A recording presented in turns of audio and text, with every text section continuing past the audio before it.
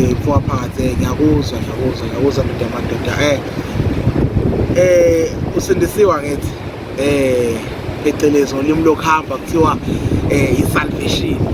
So iyini uma ungathi uyachaza nje uyachazela abantu noma uyachazela iyini insindiso futhi yini ukusindiswa? Asiqale la sibuka ukuthi uJesu yini wayizela emhlabeni. If ubuka uJesu into ayizela emhlabeni ukuzosindisa umuntu elakeni lukaNkulunkulu. He came to save a man from the wrath of God. Sure. And ukuthi amkhulule ezonweni. Yilokho kumele ukubamba ukuthi uJesu wazela ukuzolamula. Lithi iBhayibheli munye umlamuleli phakathi komuntu noThixo. He is man Christ Jesus. So wayizele ukuzosilamulela kuNkulunkulu. Then ezele futhi ukuzosikhulula ezonweni. So ukusindiswa uthi Romans 10 verse 10 believing is righteousness, then confession is salvation. So meaning uyakholwa ngenhliziyo, then you confess with your mouth, then ususindisiwe. So ukusindiswa ngiyachaza in one word ukuthi is confession. Ukuvuma ngomlomo wakho ukuthi uJesu uyinkosi and God raised him from the dead. Yabo sakhula ke khona into eshoyo ukuthi ukuze usindiswe kumele uyeke izinto eziningi, uyeke u1 no2 no3 no4. Yabo uyibona ukuthi lento ihleli kuwena iyakusinda. Yabo because ayiziyeke kulezi zinto lezi ekuthiwa ziyeke before usindiswe. So ikhona esakhula kushiwo ukuthi kumele uyeke izinto before usindiswe. No, ukusindiswa uthi uJesu I have came uzele abalahlekile, noma uzathi it is not the sick who need, it is not the healthy who need the doctor, but it is the sick.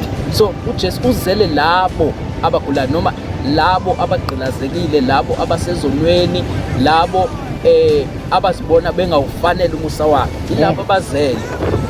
Because if ungaguli you don't need a doctor, but then if uzibona ukuthi khona la ulekha khona, then it's where you need a doctor. So ukusindiswa into elula kakhulu, into emnandi futhi ukuvuma nje ngomlomo wakho.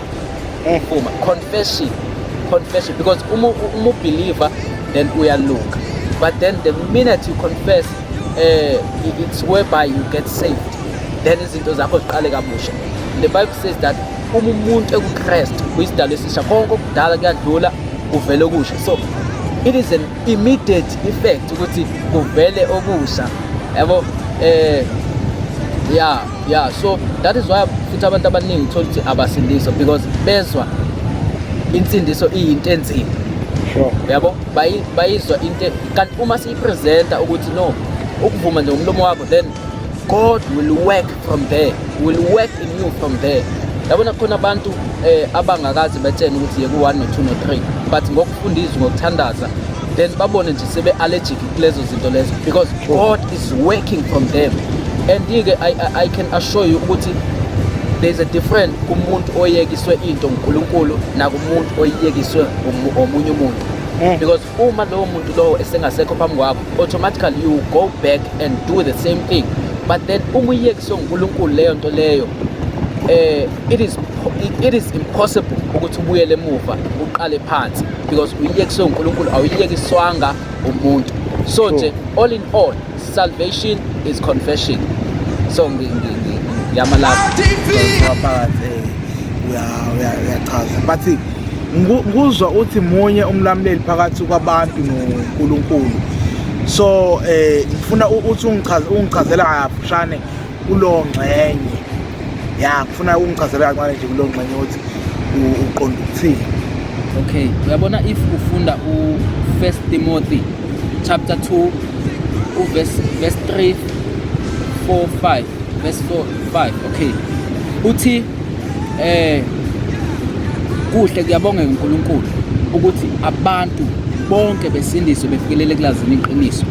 Athi ngokuba munye uNkulunkulu and futhi munye umlamuleli phakathi komuntu noThixo. He is man Christ Jesus.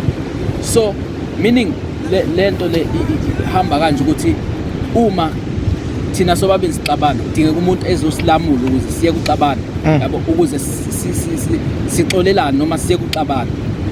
But then uma usuxabana noNkulunkulu akekho umuntu ongakwazi ukulamula alamule wena ekulamulela kuNkulunkulu. Bengakhulekisa abantu yabo be-intercedele njengabapriest, but then angeke bahlukanise noma bakulamulele kuNkulunkulu. Sure. But then kwakudingeka umuntu ozosilamulela kuNkulunkulu since sasixabene noNkulunkulu and ulaka lukaNkulunkulu laliphezu kwethu, then kwadingeka umuntu ozosilamulela kuNkulunkulu. Then the Bible says that for God so loved the world that he gave his only begotten son, so that whoever believes in him shall not perish but have eternal life. So uNkulunkulu wathi xabene nathi kunjalo, but then akazaye kusithanda, because uma wayekile kusithanda wayengeke anikele ngendodana yakhe. So wanikela ngendodana yakhe ukuzolamula so that his son can mediate between us and God, noma abuyise the relationship eyayilahlekile between us and him. So uma ngisithi munye umlamuleli phakathi komuntu no man Christ Jesus, ngiqonda ukuthi akekho omunye umuntu esingangaye kuNkulunkulu besides Jesus Christ, because he is the way, he is the life, and he is the truth. Yes. Oh, okay, mfowakazi. Uma ngisindiswa manje kuyobe sekuphelelisiwe noma khona ama stages okumele ngifinyelele kuona ukuze egcineni nami uma le ndoda ibonakaliswa nami ngizofana nayo noma awuthi uchazela kancane lapho. Yabona kunama stages noma kunama phases akhona enzeka kumuntu nomuntu uma esindiswa and uma esehamba in this journey of faith. Ukwabala nje ngesingisi phecelezi. So kune stage sokuqala ekuthiwa i-justification. Yona it takes place immediately nje uvuma ukuthi uJesu uyinkosi nomsindisi wempilo yakho. You are being justified.